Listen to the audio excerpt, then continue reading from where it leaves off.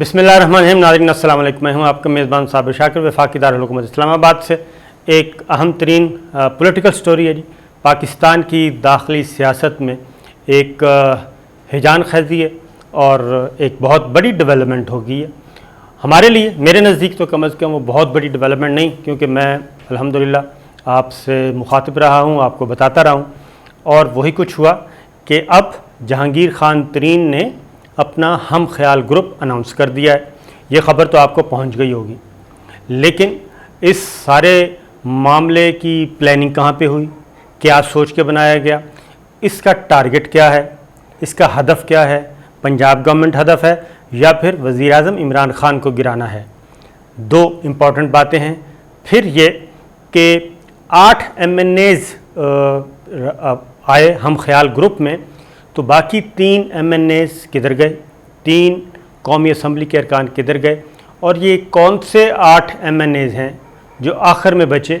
फिर ये कि हलफ की क्या ज़रूरत पड़ी थी और हम ख्याल ग्रुप से बाकायदा तौर पे हलफ क्यों लिया गया और उसके पीछे क्या राज है। साथ ही साथ कुछ और चीज़ें भी आपसे मैं शेयर करता हूँ। नंबर 1 तो ये जी कि जहांगीर तरीन ये कहाँ से शुरू हुए, ये ग्रुप कहाँ से शुरू हुआ। बहाना बना चीनी का स्कैंडल।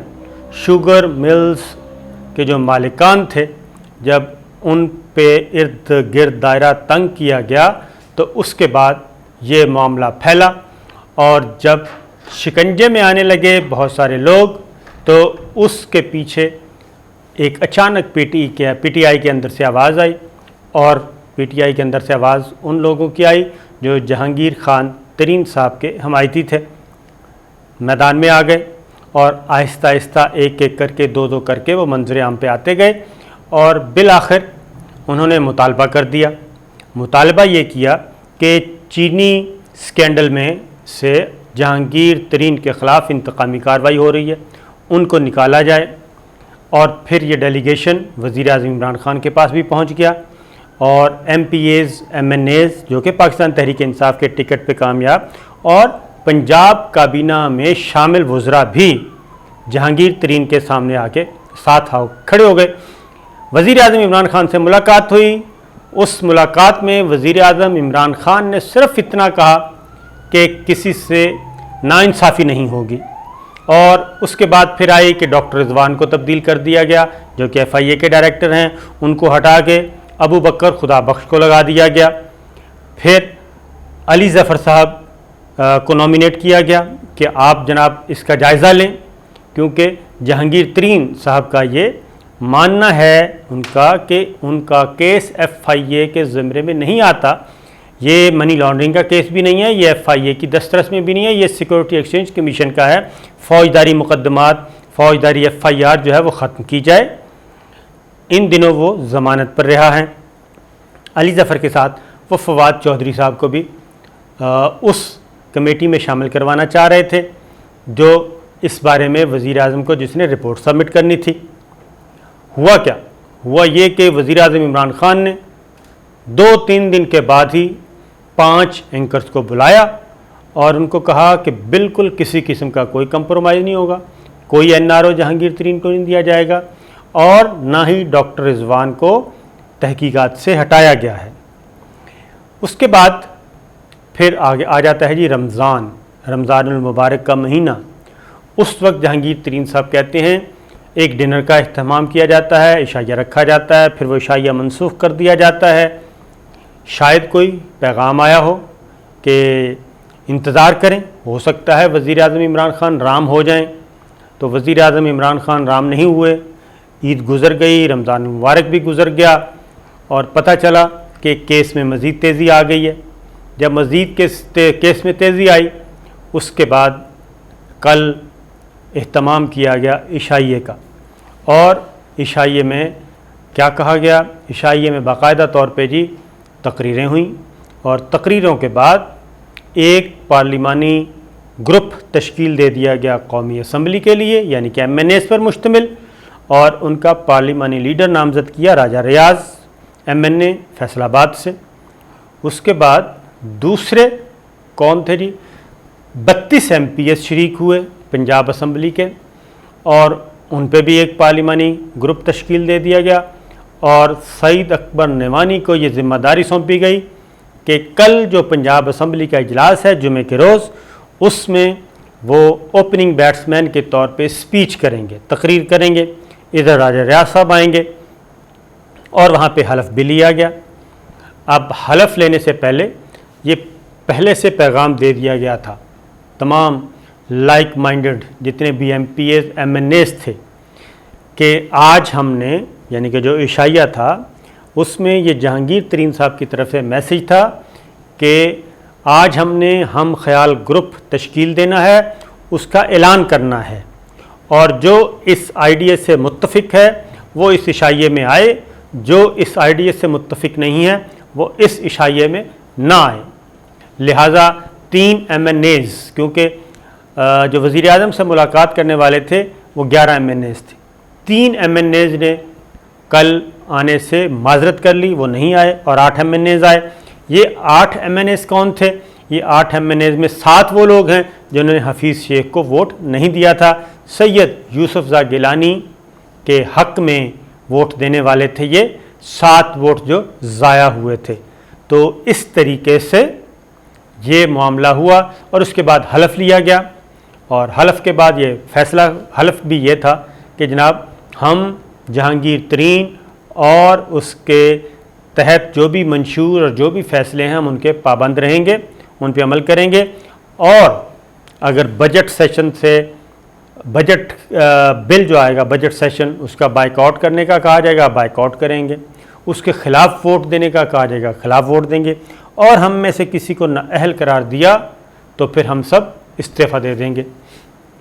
इनका ख्याल था कि ये जैसे ही अनाउंस हुआ उसके बाद सोशल मीडिया पे वज़ीर आज़म इमरान खान के हामी MNAs और वज़रा आ गए और एक हैशटैग चला दिया। वो ये था कि आई एम अब्दुल अलीम ख़ान और मैं वज़ीर आज़म इमरान खान के साथ खड़ा हूँ, मैं इमरान ख़ान हूँ, असद कैसर साहब, असद उमर साहब, मुराद सईद साहब, शिबली फराज साहब, फैसल वाडा साहब, अली जैदी साहब, बेशुमार लोग मैदान में आ गए जो ये ट्वीट कर रहे थे। वज़ीर आज़म इमरान ख़ान को जब ये पता चला कि जनाब ये कुछ हो गया है, उनके पास पहले से भी इंटेलिजेंस ब्यूरो जो है वो काफ़ी कुछ बता चुका था कि ये जो चीनी की आड़ में सब कुछ हो रहा है, ये चीनी का तो एक बहाना है, ये लोग बाकायदा तौर पे एक एजेंडा रखते हैं, पॉलिटिकल एजेंडा, और ये आगे जाके मज़ीद तंग करेंगे। वही कुछ हुआ। अब वज़ीर आज़म इमरान ख़ान ने वाज़े तौर पे मैसेज दिया, अपने आइनी माहिरीन को बुलाया और उन्होंने कहा कि इसका कोई इम्कान नहीं है जी कि मैं इनके हाथों ब्लैकमेल होऊंगा। ये बजट सेशन का बाइकआउट करना चाहते हैं, ये पार्लिमानी ग्रुप बनाना चाहते हैं, ये बाइकआउट करना चाहते हैं, ये मनी बिल के अगेंस्ट करना चाहते हैं वोट, बेशक चले जाएं। अब मैं यहाँ पे एक आपको बता दूँ कि ये बजट से पहले ये सारा कुछ क्यों हो रहा है।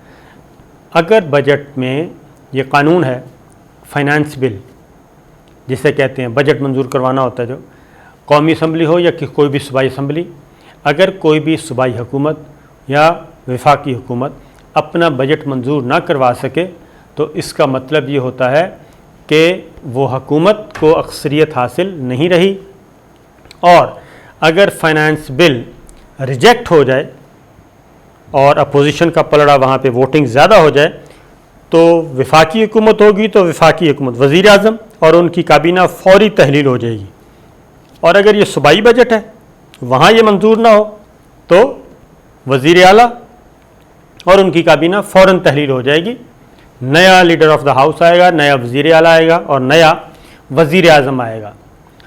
इस तरीक़ाकार के तहत कोई अदम एतमाद की तहरीक लाने की भी ज़रूरत नहीं है, क्योंकि तहरीक अदम एतमाद जब लाई जाती है तो उसमें अपोजिशन को अपने नंबर्स पूरे शो करने पड़ते हैं।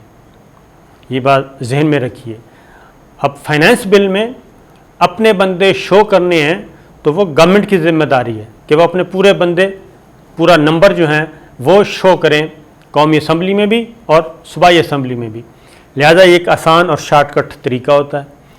तो जहांगीर तरीन ग्रुप जो है, हम ख्याल ग्रुप, उस सारे की सारी ये स्ट्रेटजी है और उनका 32 MPs और 8 MNAs, और उनका क्लेम है कि उनके साथ कुछ और भी हैं। अब उन्होंने बजट सेशन से पहले पहले अपनी पूरी कुव्वत का मुजाहरा करना है। अभी उनके पास 1 महीना है बारगेन करने के लिए, क्योंकि 15 जून के बाद बजट मंजूर होगा। 5 जून को पेश किया जाएगा, जून के पहले हफ्ते में, हफ्ता 10 दिन उस पर बहस होती है और उसके बाद बजट मंजूर होता है। तो ना ही बजट पेश करते वक्त नंबर्स की ज़रूरत होती है, यानी कि मेजॉरिटी की ज़रूरत होती है, ना ही बहस के दौरान मेजॉरिटी की ज़रूरत होती है। जिस दिन फाइनेंस बिल पास होना है शिकवार, उस दिन नंबर्स पूरे होने चाहिए हुक्मरान जमात और हुक्मरान इत्तेहाद के पास। लिहाजा 1 महीना उनके पास बारगेनिंग के लिए है। अब होगा क्या? पंजाब टारगेट किया गया, पंजाब को, क्योंकि कौमी असम्बली में भी बहुत कम मार्जिन है नंबर गिराने के लिए, लेकिन ये 8 MNAs भी बहुत हैं। 8 MNAs अगर माइनस कर दिए जाएं तो गवर्नमेंट के पास मेजॉरिटी नहीं रहती कौमी असम्बली में। उसकी वजह, आखिरी दफ़ा जब एतमाद का वोट लिया गया, इमरान खान साहब ने लिया यूसुफज़ा गिलानी के जीतने के बाद, तो उस वक्त 176 या 178 वोट उनके थे टोटल इमरान खान साहब के। अगर उनमें से आप माइनस कर दें तो ये 168 और 170 नंबर हो जाता है, जबकि मेजॉरिटी चाहिए 172। और अगर आप पंजाब असम्बली में आ जाएं तो पंजाब असम्बली में तो 32 लोग आ गए हैं, तो वहाँ पे तो सवाल ही पैदा नहीं होता। अब अगला क्वेश्चन है कि इनमें से जी कितने लोग पार्लिमान में आके बाकायदा तौर पे, तहरीरी तौर पे दरख्वास्त देते हैं कि जनाब पार्लिमानी लीडर सईद अकबर नवानी हैं और पार्लिमानी लीडर राजा रियाज हैं, हमें अलग नशिस्तें दी जाएं। ये अब यहाँ पे लड़ाई शुरू हो जाएगी। सूबाई असम्बली में चौधरी परवेज़ इलाही साहब स्पीकर हैं, उनको देनी पड़ेगी तहरीरी तौर पे दरख्वास्त, और बंदे शो करने पड़ेंगे, नीचे दस्तखत होंगे। इसी तरीके से कौमी असम्बली में MNAs के दस्तखत होंगे और राजा रियाज साहब के हक़ में दरख्वास्त जाएगी। तो इमरान खान साहब ने क्या सोचा? इमरान खान साहब ने सोचा ये है जी, और आइनी माहिरीन और क़ानूनी माहिरीन ने उनको मशवरा भी ये दिया, जैसे ही एप्लीकेशन आए, जितने MNAs पार्लिमानी ग्रुप अलहदा तश्कील देने की बात करें, दरख्वास्त आए, जिसके नाम हों, दस्तखत हों, उनके ख़िलाफ़ नाअहली के रेफरेंस स्पीकर को भेज दिए जाएं, और स्पीकर ख़ुद भी सस्पेंड कर सकता है उनकी रुकनीत, और वो इलेक्शन कमीशन को भी भेज सकता है। और इसी तरीके से पंजाब असम्बली में जैसे ही आएँ उनके ख़िलाफ़ भी कार्रवाई शुरू करवा दी जाए। अब पंजाब असम्बली का मामला ज़रा टेढ़ा है। कौमी असम्बली में तो असद कैसर साहब बैठे हैं, PTI के स्पीकर हैं। पंजाब असम्बली में चौधरी परवेज़ इलाही साहब बैठे हैं, जो कि काफ लीग के स्पीकर हैं। तो चौधरी परवेज़ इलाही साहब अगेन बहुत इम्पोर्टेंट पोजीशन पे आ गए हैं, और वो फैसला करेंगे कि उन्होंने क्या करना है।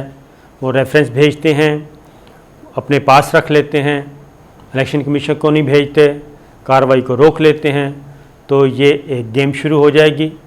और अगली बात यह है कि बजट सेशन से पहले पहले ज़रूरी है, लेकिन वज़ीर-ए-आज़म इमरान खान ने जो फ़ैसला किया है वो इसीलिए ये फ़ैसला किया है कि मैंने ब्लैकमेल नहीं होना, कंप्रोमाइज़ नहीं करना, NRO नहीं देना। जहांगीर तरीन का ग्रुप हो या कोई और ग्रुप, इनको आने दें, अपने कार्ड शो करने दें, मैं इनको डिस्क्वालीफाई कर दूंगा, इनकी पार्टी रुकनीत मुअत्तल कर दूंगा, और इनके ख़िलाफ़ कानूनी और आइनी जद्दोजहद की जाएगी।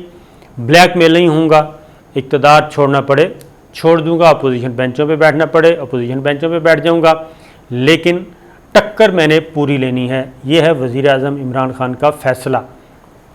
अब इसीलिए अब जो हम ख्याल ग्रुप है, उन्होंने ये सोच विचार शुरू कर दी है कि इन आइनी और कानूनी जंग से कैसे बचा जाए, और वो अब ज़ाहिर है आने वाले दिनों में सलाह मशवरा करेंगे, बैठेंगे, और देखना ये है कि इस लड़ाई का अंजाम क्या होगा। लेकिन पहला हदफ उस्मान बुज़दार हैं, वज़ीर-ए-आज़म इमरान खान नहीं।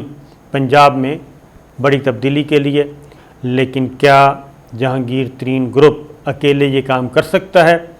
इस बारे में इंशाल्लाह हम अगली किसी वीडियो में बात करेंगे। इजाज़त दीजिए, अल्लाह हाफ़िज़।